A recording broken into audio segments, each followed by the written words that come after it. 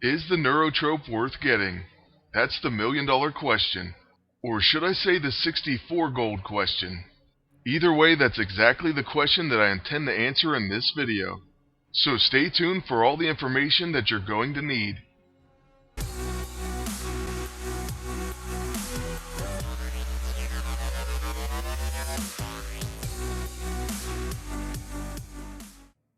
What is up, YouTube? It's Kingfisher745, and the Neurotrope is back on sale. However, there is a very limited time to decide whether or not to buy this item. If you've watched quite a few of my videos, you'll notice that I do use this from time to time. In fact, there's probably stretches where I use this in every single video and every single setup. That's because this is a quick action item and it's very versatile. It can be extremely useful in practically any circumstance. This will help you win battles whether it's PvE or PvP. But you may be asking, what makes this item so special? Well, first off, let's look at what it does. It's a quick action gadget, so it's going to grant an immediate turn right after you use it. Then it's going to grant combat awareness to all your allies at once.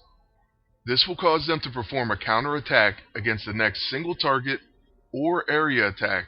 So just picture someone like War Machine using a 21 gun salute or a minigun barrage.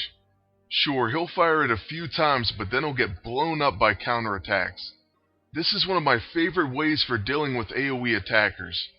But of course it won't help you against stealthy or psychic attacks. Then the next benefit this grants is called Epiphany, so the next attack is guaranteed to be a critical hit. This also goes for your entire team, so just imagine you're Havoc, and he's going to get a guaranteed critical hit.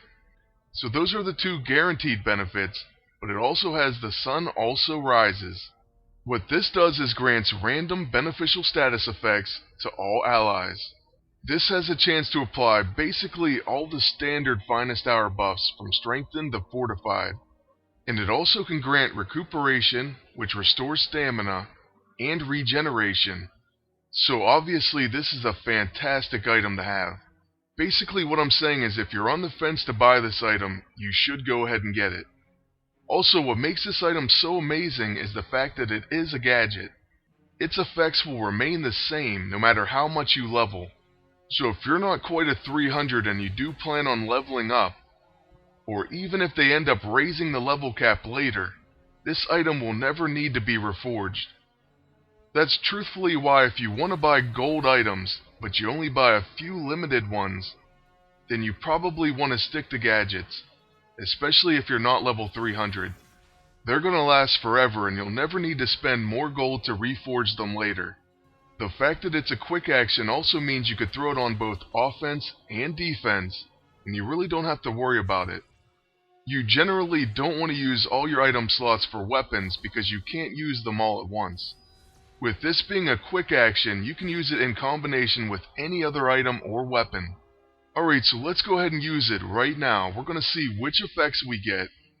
And the Sun Also Rises is random, but you're pretty much always going to get a few awesome buffs, and then also you're guaranteed to get Epiphany, as well as combat awareness.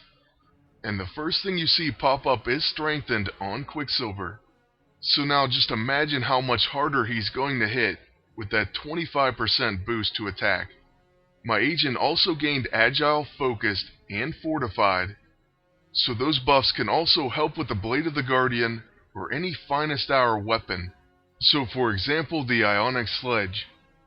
One of the things you will want to watch out for though, is the fact that the enemy agent can use the Blackest Void and remove all these buffs in an instant. The cube is certainly something that most of the enemies are going to have, and it will be a problem. But on offense, you can just wait until they use that first ability, and then you should be fine. So yeah, that's basically the first weakness, and now I'm going to show you the second one. Or well, I should say at least these are two of the major weaknesses that are out right now. The first being the cube, and the second the Hand of Apocalypse. You'll notice that this weapon has off balance, so it's going to remove and prevent counterattack effects. That means that your combat awareness isn't going to last, it's just going to be removed and you won't even counter. Also, obviously, any other weapon or ability that has off balance is going to nullify your combat awareness. That's pretty bad, but the other thing on this weapon may be even worse. It's right there at the top, Boon Buster. It deals increased damage against targets with strengthened, fortified, focused, agile, shield, or regen effects. The Neurotrope is capable of adding almost every single one of those buffs, so someone with the hand equipped will actually get pretty happy to see it cast. That's certainly something to be considered, but you can't just not buff your team because of one item. Could it be a deterrent or something that ends up ultimately hurting you? Yes, there is a chance of that. But I still say this is one of the best items that you can get for your gold. It gets my full recommendation, and I don't think that you'll regret buying it. So that's basically my thoughts on that, and now I'll just finish up the battle, and that'll be it for this video. By the way, the Hand of Apocalypse also comes in very handy against someone with a resurrection effect. This means we're not going to be waiting around for Nico to go back to full health. Also, she does cast a lot of AoE attacks, so let's see exactly what she does. And she's going to use more dots, so that's going to get all our counterattacks going. Now watch this, all thanks to the Neurotrope. First, Quicksilver's going to do a normal tag team. Then, he's going to do a follow-up tag team, and that's because of combat awareness. Your agent does the standard brawl, and then Havoc will do his level 1. On a normal enemy, that would have absolutely shredded their health. Of course, Nico is stuck in her back to the brink mode, but like I said earlier, that's not going to matter. The hand has a brutal strike. So that's going to be it for this one, and I hope it helped you make a decision.